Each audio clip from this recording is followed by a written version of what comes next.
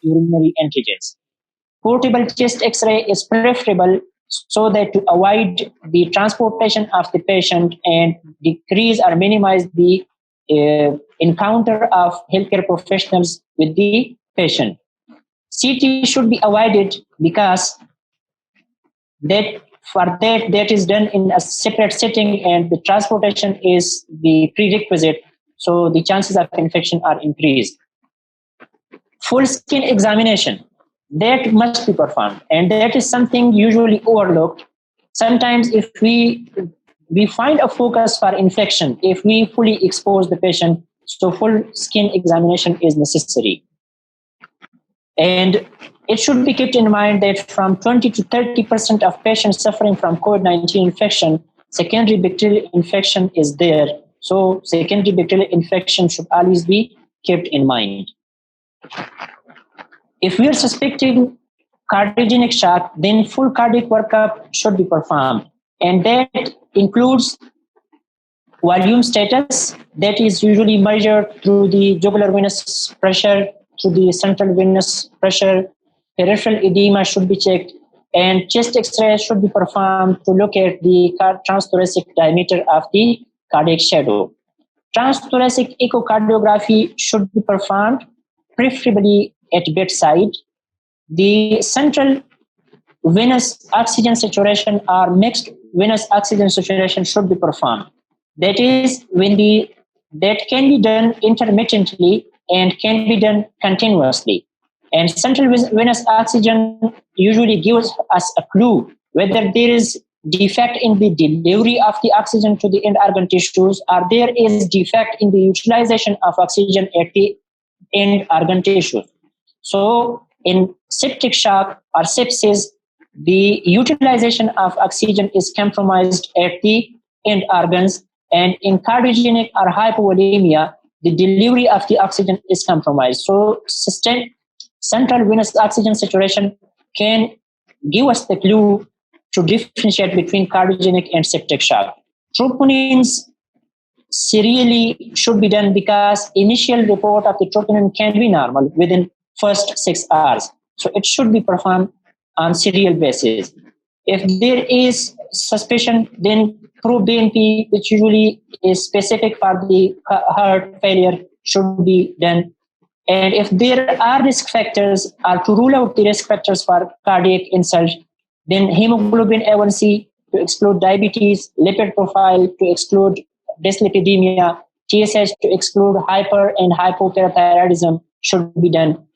Telemetry and serial ECGs is also mandatory.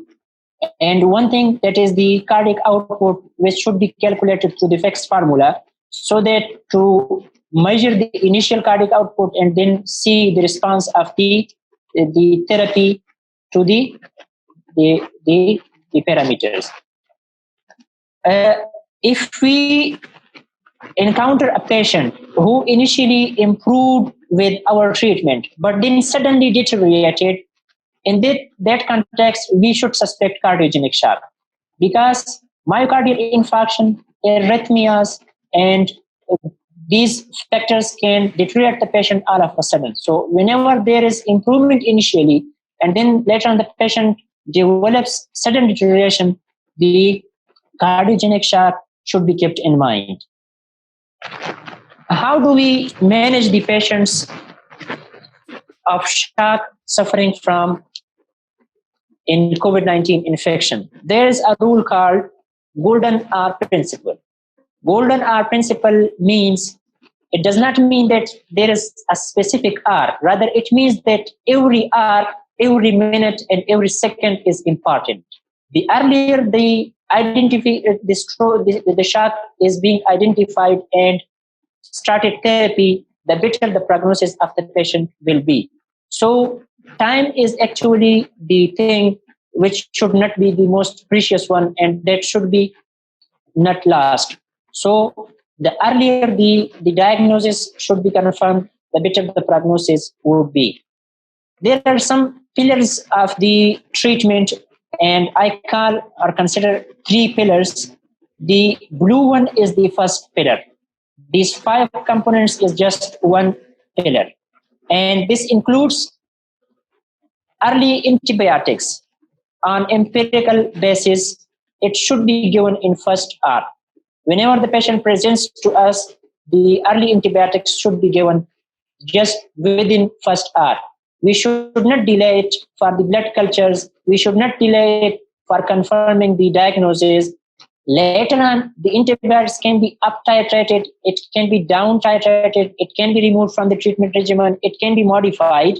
But the first dose must be given in first hour according to local guidelines. Steroids are usually not recommended in shock because steroid is an immunosuppressive agent and there is a chance of delayed viral clearance. There is a chance of delaying the infection, increasing the duration of infection.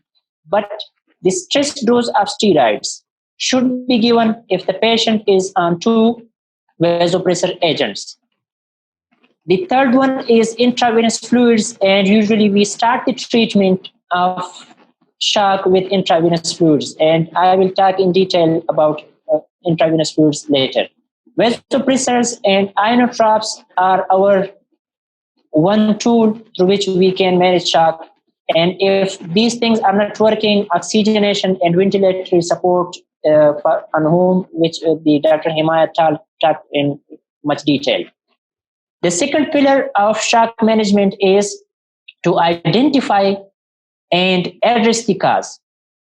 Even if we give tons of fluids and kilograms of vasopressor agents, and if we give two ventilatory supports instead of one, but if we are unable to identify the cause and address it, we may not be able to treat the patient. So identifying and addressing the cause is the second most important pillar. The third most important pillar is the frequent or continuous monitoring of the patient suffering from shock.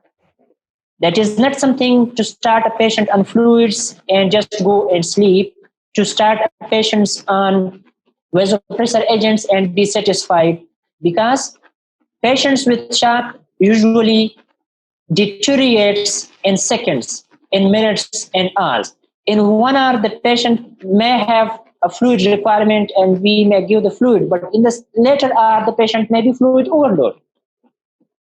At one time, the patient may be in need of vasopressor agent, but in a later period, the patient may be in overdose. So continuous monitoring to tailor the treatment according to the progress of the patient is of utmost importance. Once we start